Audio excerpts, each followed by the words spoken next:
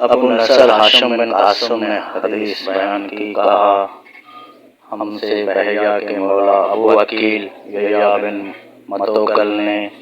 حدیث بیان کی، کہا میں قاسم بن عبید اللہ بن عبداللہ بن عمر جن کے والدہ میں عبداللہ بن قاسم بن محمد بن ابی بکر تھے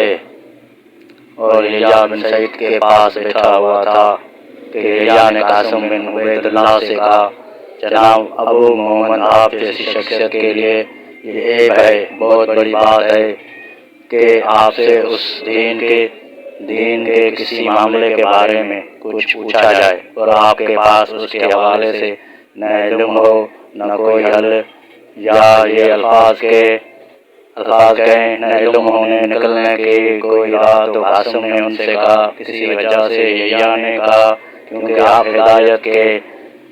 دو اماموں ابو بکر اور عمر رضی اللہ عنہما کے فرزند ہے۔ کہا قاسم اس سے کہنے لگے، جس شخص کو اللہ کی طرف سے عقل ملی ہو اس کے نزدیک اس سے بھی بدتر بات یہ ہے کہ میں علم کے بغیر کچھ کہہ دوں یا اس سے روایت کروں جو سکا نہ ہو۔ یہ سن کر یحییٰ خاموش ہو گئے اور انہیں کوئی جواب نہ دیا۔